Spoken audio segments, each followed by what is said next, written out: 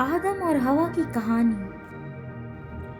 यहोवा परमेश्वर ने आदम को भूमि की मिट्टी से रचा और उसके नथनों में जीवन का श्वास फूंक दिया और आदम जीवित प्राणी बन गया।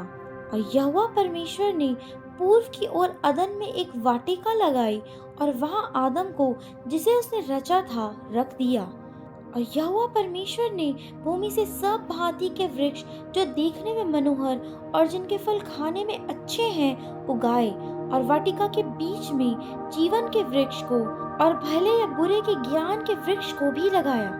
तब यहोवा परमेश्वर ने आदम को लेकर अदन की वाटिका में रख दिया कि वह उसमें काम करे और उसकी रक्षा करे।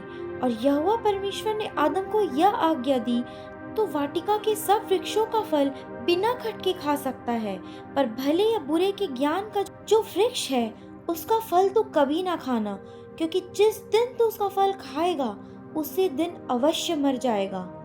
फिर यहोवा परमेश्वर ने कहा, आदम का अकेला रहना अच्छा नहीं, मैं उसके लिए एक ऐसा सहायक बनाऊंगा जो उससे मेल खाए। तब यहोवा परमेश्वर ने आदम को भारी नींद में डाल दिया, और जब वो सो गया तब उसने उसकी एक पसली निकालकर उसकी जगह मांस भर दिया।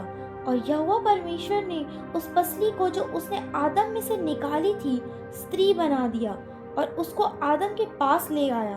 तब आदम ने कहा, अब यह मेरी हड्डियों में की हड्डी और मेरे मांस में का मांस है, इसलिए इसका नाम नारी होगा, क्योंकि यह नर में से निकाली गई है। आदम और उसकी पत्नी दोनों नंगे थे, पर लजाते न थे। यहोवा परमेश्वर ने जितने बनेले पशु बनाए थे उन सब में सर धूर्त था। उसने स्त्री से कहा, क्या सच है कि परमेश्वर ने कहा, तुम इस वाटिका के किसी वृक्ष का फल न खाना? स्त्री ने सर्प से कहा, इस वाटिका के वृक्षों का फल हम खा सकते हैं, पर जो वृक्ष वाटिका के बीच में है उसके फल के विषय में परमेश्वर ने कहा है कि न तो तुम उसको खाना और न उसको छूना, नहीं तो मर जाओगे।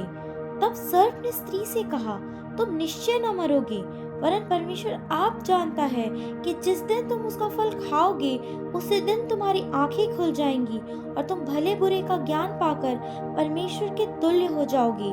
अतः जब स्त्री ने देखा कि उस वृक्ष का फल खाने के लिए अच्छा और देखने में मनभाऊ और बुद्धि देने के लिए चाहने योग्य भी है, तब उसने उसमें से तोड़कर खाया और अपने पति को भी दिया, और उसने भी खाया। तब उन दोनों की आंखें खुल गई और उनको मालूम हुआ कि वे नंगे हैं, इसलिए उन्होंने अंजीर के पत्ते जोड़ जोड़ कर लंगोट बना लिए। तब यहोवा परमेश्वर, जो दिन के ठंडे समय में वाटिका में फिरता था, का शब्द उनको सुनाई दिया। तब आदम और उसकी पत्नी वाटिका के वृक्षों के बीच यहोवा परमेश्वर से छिप गए। तब यहोवा परमेश्वर ने पुकार कर आदम से पूछा, तू कहाँ है? उसने कहा, मैं तेरा शब्द बारी में सुनकर डर गया, क्योंकि मैं नंगा था, इसलिए छिप गया। उसने कहा, किसने तुझे बताया कि तू नंगा है? जिस वृक्ष का फल खाने को मैंने तुझे मना किया था, क्या तूने उसका फल खाया है? आदम ने कहा, जिस स्त्री को तूने मेरे संग रहने को दिया है उसी ने उस वृक्ष का फल मुझे दिया है और मैंने खाया। तब यहोवा परमेश्वर ने स्त्री से कहा, तूने यह क्या किया है? स्त्री ने कहा, सर्प ने मुझे बहका दिया, तब मैंने खाया। तब यहोवा परमेश्वर ने सर्प से कहा, तूने जो यह किया है इसलिए तू सब घरेलू पशुओं और सब बनेले पशुओं से अधिक श्रापित है। तू पेट के बल चला करेगा और जीवन भर मिट्टी चाटता रहेगा।